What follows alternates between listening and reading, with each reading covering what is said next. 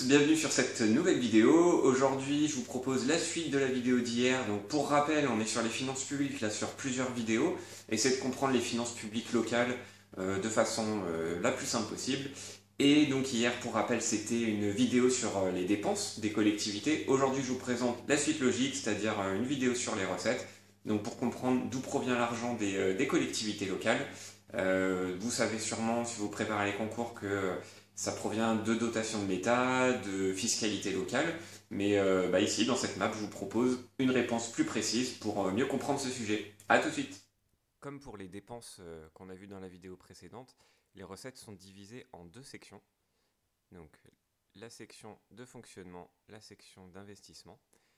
Donc, dans ces deux sections, vous avez les dotations de l'État, la fiscalité, l'emprunt et d'autres recettes. Donc, je ne reviens pas sur la définition de ces deux sections, pardon, et je vous invite donc à regarder la vidéo précédente qui est sur les dépenses, où là je développe vraiment ce que c'est. Donc voilà, si vous êtes encore un petit peu juste sur le sujet, je vous invite à aller voir la vidéo précédente. Allez, on attaque tout de suite avec les dotations de l'État, c'est le gros quand même du morceau des recettes.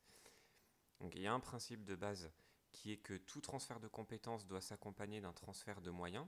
Donc ça c'est une règle, c'est juridique, hein, c'est acté. Le sens de la décentralisation, c'est que l'État transfère donc des compétences aux collectivités, mais l'État ne se débarrasse pas entre guillemets de ses compétences comme ça.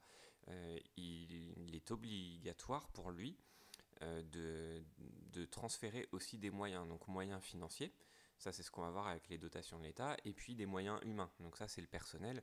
Mais bon, ce personnel, il faut bien le payer aussi. Donc on voit bien que la question derrière, elle est quand même monétaire. Enfin, voilà, il doit avoir des dotations pour transférer ses compétences. Donc, deux grosses parties, on va dire, dans ces dotations de l'État. Il y a ce qu'on appelle l'enveloppe normée, donc qui est basée sur des indices macroéconomiques et contractuels. Alors là, je me suis un petit peu penché sur la question. Très franchement, ça m'a donné mal à la tête. Donc, je ne vais pas vous bassiner avec ça. Il y a des formules de calcul, donc basées sur l'inflation, basées sur le PIB, etc. Donc à la limite, je pense pas qu'on va vous demander ça. Enfin, j'en suis même quasiment sûr. Maintenant, ce qu'il est intéressant de voir, c'est qu'est-ce qu'on entend par enveloppe normée. Alors le gros du morceau, c'est la DGF, donc pour dotation globale de fonctionnement, donc qui est un peu, comment dire, c'est un peu le pivot des dotations de l'État. Euh, Monétairement, ça représente vraiment le gros du truc, le gros des dotations de l'État. Euh, Après, il y a une part, comment vous dire ça? Il y a deux parts dans la DGF. Il y a une part forfaitaire, donc qui est calculée sur ce que je vous disais, hein, sur le PIB, etc. Enfin, il y a une formule de calcul. Et puis, d'autre part, sur la dotation de péréquation. Donc ça, pareil, la péréquation, si vous ne savez pas ce que c'est, je vais faire une vidéo dessus là, dans les prochains jours. Donc, je vous invite à aller la voir. Ensuite, vous avez la DETR, donc DETR pour dotation d'équipement des territoires ruraux. Euh, donc là, comment vous dire, c'est une fusion en fait de deux anciennes dotations, à savoir la dotation globale d'équipement, la DGE, et dotation de développement rural, la DDR. Donc là, c'est plutôt pour les EPCI ruraux. Donc c'est plutôt ces collectivités que ça concerne. Vous avez ensuite la DGD, donc pour DGD pour dotation globale de décentralisation, dotation générale pardon, de décentralisation. Donc celle-ci assure la compensation financière des transferts de compétences qui n'ont pas donné lieu à un transfert de fiscalité. Il faut savoir que le transfert de compétences peut être compensé par de la fiscalité, mais pas forcément. Du coup, il y a un fonds de l'État qui s'appelle la DGD qui vient compenser ça. Et puis, vous avez ce qu'on appelle le DPEC, DREC. Alors celui-là, j'oublie à chaque fois le nom exact parce que vous allez voir dans les lettres, il y a un truc Il y a un truc qui n'est pas logique. Alors attendez, je retrouve ça dans mes notes parce que là, je vous avoue que je ne l'ai pas de tête. Euh, alors, c'est dotation départementale d'équipement scolaire. Donc ça, c'est pour DPEC. Ouais, moi, je l'aurais appelé DDEC plutôt, mais bon, c'est DPEC. Et pour DREC, c'est dotation régionale d'équipement scolaire. Donc, ces dotations sont liées au transfert de compétences sur les collèges pour les départements et sur les lycées pour les régions. Voilà, c'est un mécanisme de compensation euh, pour les investissements, pour la part investissement pour les collèges et pour les lycées. Et puis, après l'enveloppe normée, vous avez ce qu'on appelle le hors enveloppe normée. Donc, avec plusieurs choses. D'abord, le fonds de compensation de la TVA. Donc ça, on l'a vu hein, sur la vidéo sur les dépenses. Il y a une partie de la TVA dans les dépenses d'investissement qui peut être récupérée par les collectivités. Donc c'est pas toute la TVA, hein, sur 20%, je crois que c'est à peu près 15%, qui peut être récupérée par les collectivités. Donc ça, ça fait partie des dotations de l'État. Vous avez le produit des amendes de police. Bon, ça facile. Vous avez le FMDI, donc pour Fonds de mobilisation départementale pour l'insertion. Là, c'est tout simplement un fonds pour le département seulement sur sa compétence sociale, où notamment il est en charge de verser le RSA aux bénéficiaires du RSA. Et malheureusement, avec la crise actuelle, il y a de plus en plus de bénéficiaires du RSA, ce qui fait que l'enveloppe de base n'est plus suffisante. Il y a beaucoup plus de dépenses que de rentrées d'argent. Du coup, l'État a mis en place ce fonds pour compenser ce manque à gagner par des départements. Vous avez aussi les subventions de fonctionnement et d'équipement. Donc c'est l'État qui intervient auprès des collectivités dans certains domaines comme la culture, l'enseignement, le sport, etc. Donc pour les équipements sportifs par exemple. Et puis une dernière enveloppe normée, alors que moi je connaissais pas, j'ai découvert ça en révisant, c'est pour exonération et dégrèvement.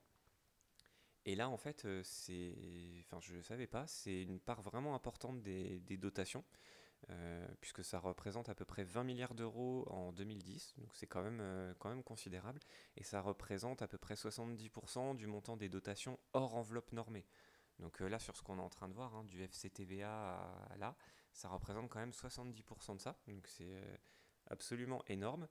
Euh, et en fait, c'est pour, euh, comment dire, l'État en fait peut décider d'exonérer certaines fiscalités locales. Et du coup, il doit compenser ce manque à gagner auprès des collectivités. Donc voilà, du coup, ça représente cette part qui est assez énorme. Donc vous avez, ça fait un lien du coup pour la deuxième partie qui est liée à la fiscalité. Donc deux fiscalités, la fiscalité directe et indirecte. Pour la fiscalité directe, vous avez la taxe d'habitation, la taxe foncière, la cotisation économique territoriale et la taxe d'enlèvement des ordures ménagères, plus d'autres, mais bon là c'est les plus connus, avec pour chacune une part qui part aux mairies, une part département, une part région, mais pour certaines, ça va être que mairie, ça va être, voilà, il y a un découpage hein, pour chaque taxe. Et la fiscalité indirecte, donc l'ex-TIPP, donc la taxe sur l'énergie. Vous avez la taxe de séjour, qui est alors soit pour les mairies, soit pour les établissements de coopération intercommunale. Vous avez aussi la taxe locale d'équipement, les droits de mutation à titre onéreux. Alors c'est juste les frais de notaire. Hein. Droit de mutation à titre onéreux, un petit mot compliqué, mais c'est les frais de notaire. Hein. Voilà. Donc vous avez ces deux types de fiscalité qui font aussi partie des recettes des collectivités. Vous avez aussi l'emprunt. Les collectivités peuvent emprunter. Alors par contre, c'est seulement pour financer leur investissement. Hein. C'est ce qu'on a vu dans les dépenses. Euh, le, Emprunter pour financer des dépenses de fonctionnement, ça n'existe pas. C'est seulement pour l'investissement. L'emprunt représente quand même un tiers des dépenses d'équipement. Donc c'est quand même assez considérable, hein, tout ce qui est construction, etc. C'est pas forcément que en fonds propres, hein, il y a un tiers qui provient de l'emprunt. Et donc des emprunts qui sont à la fois de long terme, donc pour justement les constructions, etc. Ou pour du court terme, pour faire un peu de trésorerie. Ça existe aussi. Et puis un dernier domaine, donc un peu fourre-tout, de recettes, c'est le produit d'exploitation, le produit des domaines, etc. Donc qui sont un peu à la marge en proportion par rapport aux dotations, à la fiscalité, à l'emprunt, c'est un peu à la marge, mais sachez que ça existe aussi. Voilà, bah écoutez, j'espère que cette map vous a permis d'avoir une vision un petit peu plus claire des recettes. Euh, Sachez que voilà, il y a vraiment trois gros morceaux, ce sont les dotations de l'État, la fiscalité et l'emprunt, dans l'ordre d'importance, hein. D'abord ça, ensuite ça, et enfin ça. Et puis c'est bien quand même que ce soit à l'écrit ou à l'oral de pouvoir développer un petit peu, toujours de façon structurée, hein. C'est pas mal si on vous pose une question sur les dotations de l'État par exemple, ne sortez pas pêle-mêle DGF, FMDI, après pour revenir sur la DGD, etc. C'est bien de structurer les choses, donc un plan tout bête, en tout cas que moi j'utiliserais si jamais on me pose la question, c'est grand 1 enveloppe normée, grand 2 hors enveloppe normée. Et comme ça montre que vous êtes structuré, vous connaissez bien votre sujet, et puis vous présentez les choses de façon intelligible. Et ça c'est ce que les correcteurs recherchent aussi. Voilà, bah écoutez, n'hésitez pas à laisser un commentaire si vous avez des questions, s'il y a des choses pas claires. Et puis n'hésitez pas non plus à vous abonner à la chaîne pour recevoir les prochaines vidéos. A très bientôt.